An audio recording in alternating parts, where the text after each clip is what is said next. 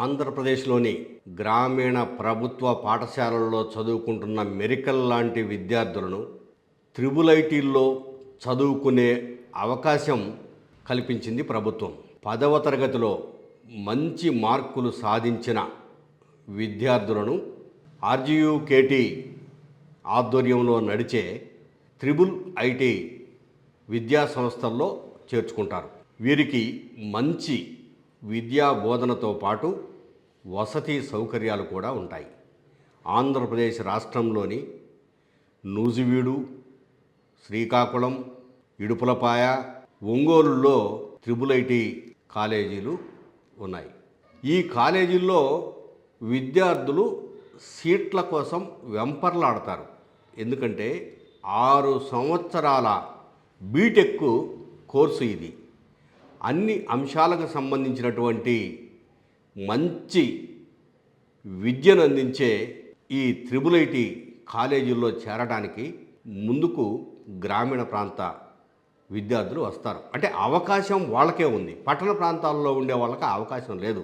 ముందు గ్రామీణ ప్రాంతాలలో ఉన్న వాళ్ళకు అందులో అడ్మిషన్స్ ఇచ్చి ఆ తర్వాత మాత్రమే ఆలోచిస్తారు. అయితే ఈ సంవత్సరము దాదాపు 598 సీట్లు ఈ 4 కాలేజీల్లో మిగిలిపోయాయి. ఇందుకు కారణము అధికారులు సకాలంలో నిర్వహించాల్సినటువంటి కౌన్సెలింగ్ను సుమారు ఒక 15 రోజులు ఆలస్యంగా నిర్వహించారు.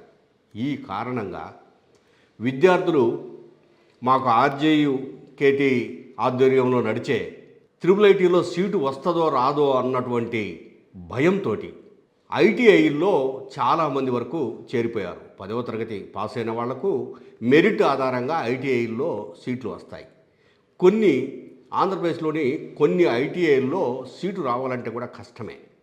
అటువంటి ఐటీఐలకు దరఖాస్తులు చేసుకొని మెరికల్ లాంటి విద్యార్థులు చాలామంది అటువైపు వెళ్ళిపోయారు. జూన్ 20వ తేదీకి ముందే ఐటీఐల్లో అడ్మిషన్లు పూర్తయిపోయాయి.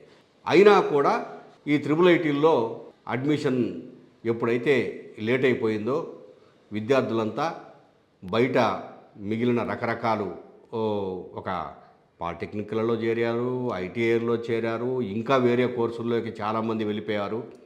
అందువల్ల ఇక్కడ త్రిబుల్ ఐటీల్లో ఖాళీలు ఏర్పడ్డాయి.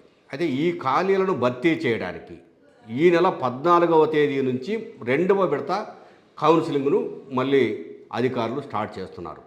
ఇప్పటికైనా సక్రమంగా ఈ కౌన్సిలింగ్ను నిర్వహిస్తారా? విద్యార్థులను సక్రమంగా ఆహ్వానించి తీసుకుంటారా?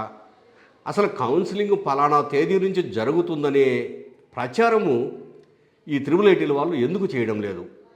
సోషల్ మీడియా ఉంది, ఉపయోగించుకోవచ్చు, పత్రికల్లో వేయచ్చు, రకరకాల ప్రసార సాధనాల ద్వారా గ్రామీణ ప్రాంతాల్లో ఉన్నటువంటి విద్యార్థులకు చేరితే వాళ్ళు వెంటనే దరఖాస్తు చేసుకోవడానికి, అప్లై చేసుకోవడానికి అవకాశం ఉంటుంది. గ్రామీణ ప్రాంతాలలో చాలామందికి ఇంటర్నెట్ సౌకర్యం లేదు, ఇంటర్నెట్ సరిగ్గా పనిచేయదు.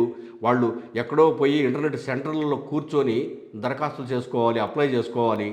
ఇవన్నీ తెలిసి కూడా అధికారులు పట్టి పట్టినట్లు వ్యవహరిస్తున్నారంటే టెక్నికల్ ఎడ్యుకేషన్ ఎంత నిర్లక్ష్యంగా ఉందో, త్రిబుల్ ఐటీలను ఎంత నిర్లక్ష్యం చేస్తుందో, ఏ ఉద్దేశంతో అయితే త్రిబుల్ ఐటీలను స్థాపించారో ఆ ఉద్దేశము నిర్వీర్యమయ్యేలాగా ఈ త్రిబుల్ ఐటీల్లో ఉండే అధికారుల పనితీరు ఉందనే విమర్శలు తీవ్ర స్థాయిలో వస్తున్నాయి.